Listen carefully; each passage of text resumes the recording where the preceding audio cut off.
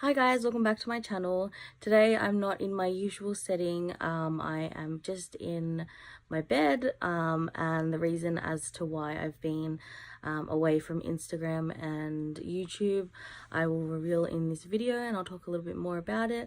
But yeah, I wanted this video to be as raw as I guess I could be, because today is not a great day for me. But yeah, I'll explain that in the video, so if you're interested, keep on watching. So the reason why I've been unable to film is because I've been in a lot of pain.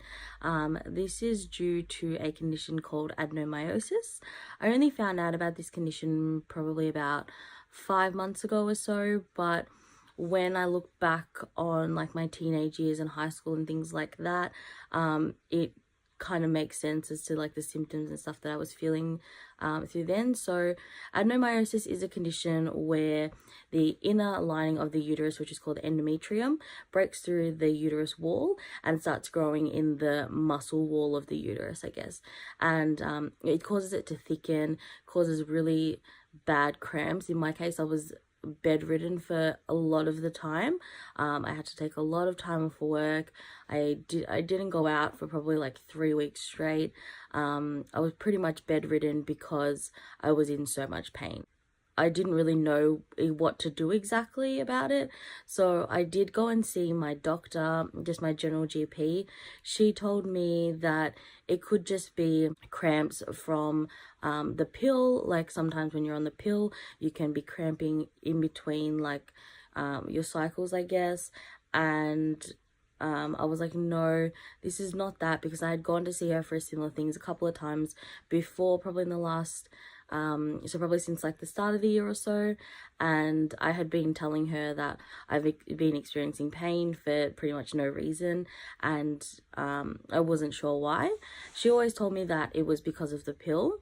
Eventually it got to the point where I was that ill and that much in pain that she sent me to a gynecologist, and I did a lot of tests and things like that, and a lot of things. We originally thought that it was going to be endometriosis, but after I did an internal ultrasound and all these other tests, we did come to the conclusion that I have the condition adenomyosis. They call it the cousin or the sister to endometriosis. So endometriosis is in your ovaries, whereas this condition, adenomyosis, is in the uterus. So as soon as I found out that I had adenomyosis, I quickly went online and researched as much as I could. I found pretty much just the definition of adenomyosis, and the one treatment for it was a hysterectomy. Now, I'm 23, I haven't had kids, I'm not married, I want to have a family one day. A hysterectomy was not an option for me. It was completely out of the cards, and my gynecologist knew that. So what the next best option, I guess, was to have a IUD implanted, and we decided to go with a Mirena IUD. She gave me the option of either being under a general anesthetic for it, or I could have just gone to her consulting rooms and she could have just inserted it depending on my pain threshold. Those of you who know me well know that I cannot handle physical pain, so I chose obviously to be knocked out while they did whatever they have to do, did some more tests and everything like that. Went to the hospital, I was put under general anesthetic. They inserted their Mirena IUD.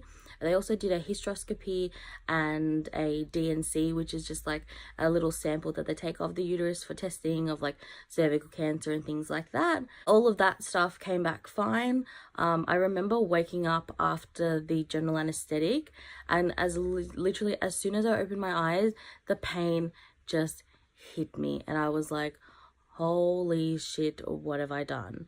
And it was probably like, it was like when I first woke up, it was like 100% a 10 out of 10. I was like, what, like, has this made it worse? I just like, of course, went to like the worst possible outcome that could have happened. And the nurses gave me some kind of pain medication that they had to insert via the cannula, and then they just took me back to the recovery unit, and I was just recovering because it was supposed to be just like a day surgery kind of thing. And I was just recovering there. I was the last patient to leave because I was in so much pain. They gave me Panadol first, which those who suffer from severe cramps know that Panadol does absolutely nothing. It does not combat this at all, and the pain that I was in. They gave me something else, I don't remember what it was called, but it was some kind of narcotic that was supposed to help with the pain. I took that as well, did absolutely nothing. I eventually left the hospital at probably about 9:30 in the nighttime. So I got there at 11:30 a.m. and I hadn't eaten like the whole time because obviously you have to fast before you're going under general anesthetic. So I hadn't eaten since the night before, and those who know me know that I love my food and know that I'm always hungry. So like every time the nurses like ask me like, how are you going, I'm like, I'm in so much pain but I am so hungry, can someone please get me something to eat? Like I was just so hungry. I was like, and I was in pain, so I was just like really irritated and I was really mad. I felt really, not that I was like rude to anybody, but like I was just when you're in that situation, it's kind of like, somebody please just do something. Like I couldn't handle the pain. It was becoming ridiculous. So they did offer me like to stay overnight, and I didn't want to. I've been in hospital a number of times, and I didn't want to stay overnight. In hindsight, I probably should have, because the pain to follow the next couple of days was absolutely ridiculous. I've never ever in my life been in that much pain than I was in the next 2 weeks to follow after my surgery. I had that operation done on the Tuesday. On the Saturday, I was back in the emergency room because I was pretty much shaking, almost passing out from how much the pain, like how bad the pain was. Now, my gynecologist did tell me, like, yes, you will experience some cramping, probably within the first 6 to 8 weeks. So I was like, okay, that's fine. Like, you know, I've dealt with this pain so far. Like, I can deal with whatever's to come. No, it was ridiculous. The pain was just so bad. And I'm terrified of having needles. That night when I went back into hospital, they gave me 3 needles in my right arm, and they couldn't get any blood because they wanted to do a blood test to see if I had an infection. That could be why the pain was so bad. They couldn't get any blood from my right arm after poking 3 times. So I was like, oh, okay, maybe they're just not going to do the blood test. Great, fantastic. I'll rather just go home at this point. I was just like not having it. Then she comes over to my left arm, where I already had massive bruises from the cannula because I bruised really easily, and I had a cannula put in here that ended up clogging, and I had a cannula put in under my forearm here as well. So she moved on to the left arm, tried twice, and eventually ended up getting some blood. The blood work was all done, and then they gave me the most painful injection that I've ever had in my life. It was some kind of anti-inflammatory that was supposed to help like pretty much straight away. It took like a good maybe 3 hours to kick in, and it only lasted for about between like the 3 and 8 hours. So it only lasted like 5 hours for me. I was in so much pain, and because I'm on other medication, I can't take certain medications because they interact and they interfere. And yeah, so I had that injection put in, and I was starting to feel a little bit better. When she was taking out the blood, I really thought that I was going to pass out. I was literally like, oh my God, I'm going to pass out. I'm going to pass out. She's like, that's fine. Even if you pass out, you're laying on a bed. It's fine. My mum was like stroking my head. I could just feel a panic attack coming on. It was just the most terrifying experience that I have ever had with a blood test or with a needle. I think because I was in so much pain, and because I'm obviously scared of needles, I also have high anxiety. It's just like a mixture of like all the bad stuff into one, and it wasn't helpful at all. But the good thing that came back from it, there was no infection forming. And he also gave me Ponston. So Ponston is a medication that you can buy over the counter. You can also get it in a script form. I got mine in a script form. I'm not 100% sure why. And he gave me the rest of the week off because he's like, there's no way that you can go out or go to work and things the way that you are. And I was like, yep, that's fine. Okay, whatever. Started taking the Ponston. I was taking that, I think 3 times a day or whatever the maximum is that you can take it. I think it was 3 times a day. I was taking that. That was helping for maybe like 2 hours or so, but the pain that I was still experiencing was pretty bad. It was not, I wasn't well enough to go back to work. Pain for me leads to a lot of anxiety, which leads to me not feeling great, which leads to me not feeling great about myself, which then decreases my motivation levels. Because I was in so much pain, I had no motivation to film. I had no motivation to go out. I didn't even want to go to the doctor when I had to go to the doctor. I felt really down and really, not depressed, but I felt just really down about this whole situation. And, you know, I'm so thankful that I had such a great support system, that I have such a great support system. My family, my boyfriend, my friends have been all absolutely incredible.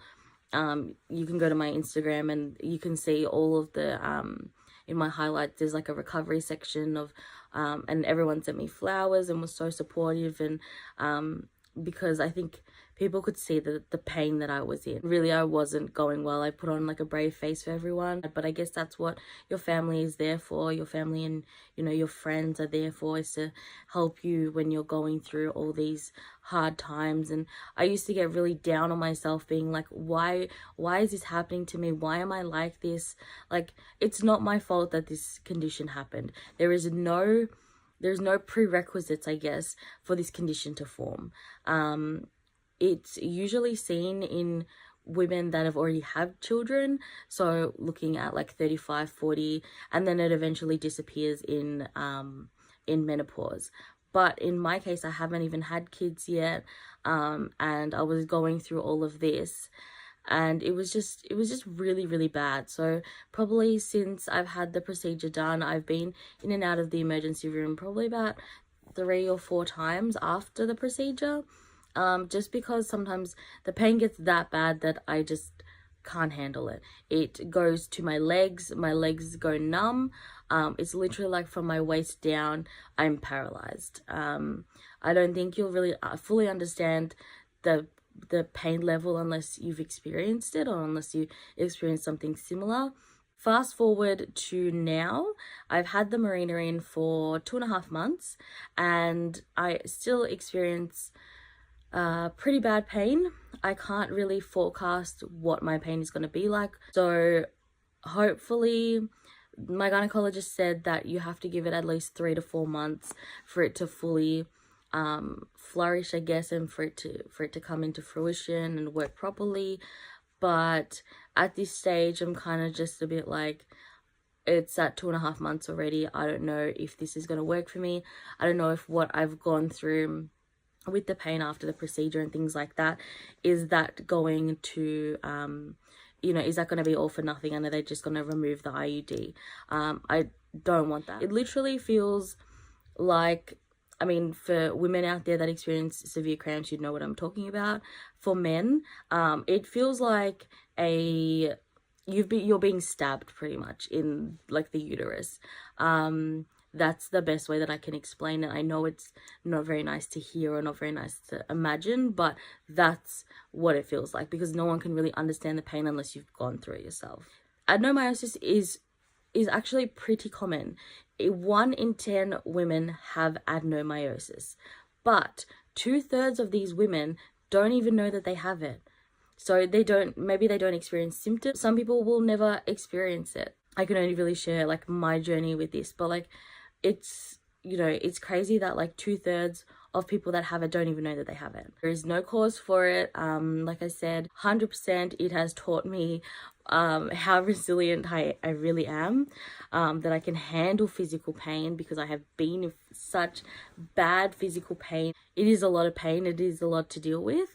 But, you know, hopefully now I feel like the Mirena is kicking in, and it's not the everyday where I'm bedridden, which is awesome. I carry my heat pack with me wherever I go in case the pain comes on. Heat pack is the best thing for it. If you do have a similar condition or have this condition, please go and seek advice from your GP or your gyno. I did so much research. There was maybe 2 videos on adenomyosis, on people's experience with adenomyosis. So I guess that's how rare it is. I guess, like I said, the 2/3 of women don't even know that they have it. I thought that it was really important that I made a video about it, because I'm all about, you know, sharing my journey and my experiences, and especially when it comes to an issue like this. Sometimes in cases of adenomyosis and endometriosis, people cannot have children. That was one thing that I was so scared about, that I wasn't going to be able to have kids. But my gynecologist did reassure me that this Mirena that's in me does last for 5 years, and if within the next 5 years I want to start trying for kids, they can always just take it out and it shouldn't affect my fertility. I'm really hoping it doesn't, because I want to start a family. Everyone's opinion on the solution for adenomyosis was to have a hysterectomy. That's not ideal for everyone. So, you know, I would suggest speaking to someone that is very well informed, like a GP, like a gynecologist, if you are going through a similar situation, and do your research. Do so much research that you're just like sick of hearing about it. That's what I did, because it prepared me for what was to come. No one that I read online or watched online had the same amount of pain that I have had. I'm getting a hold of the pain slowly.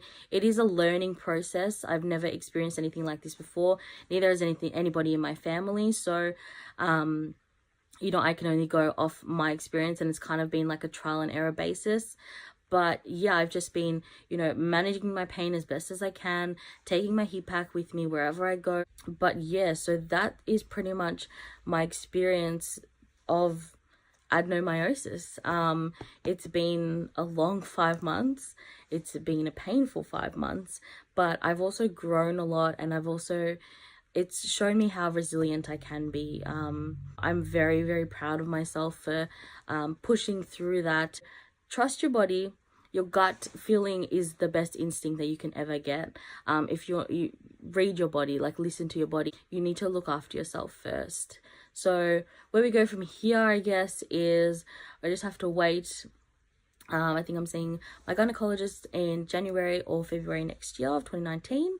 And we will go from there. As to whether we keep in the Mirena or whether we take it out. But hopefully the Mirena does help. It just slowly, so it's that T-shaped device. If you don't know what it is, like an IUD, just Google IUD and it'll come up. It's a little T-shaped device. It's like a slow releasing hormone, I guess, that's constantly in there, lasts for 5 years.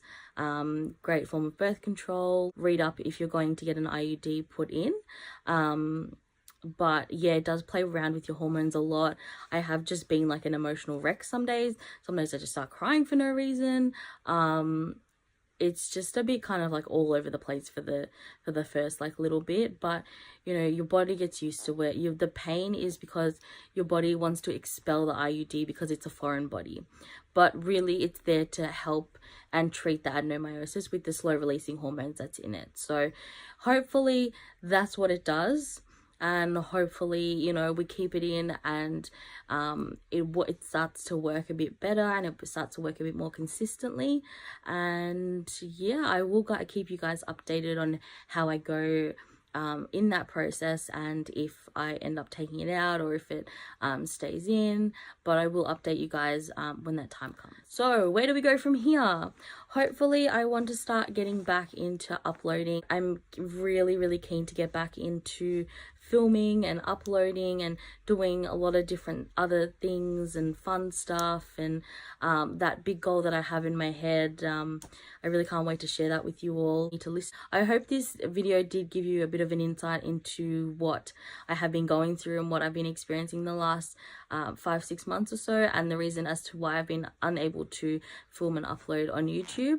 I am going to do my best though to start getting back into it, and hopefully you will see me back in my normal setup for my next video. I hope you guys like this video, and make sure you subscribe and like, and if you're in the same situation that I am or in a similar situation, leave a comment down below and tell me about it. If you don't feel comfortable leaving a public comment, you could always email me or DM me on Instagram or on Facebook, and we can have a chat. I'm always there to share my experience and share what I've been through.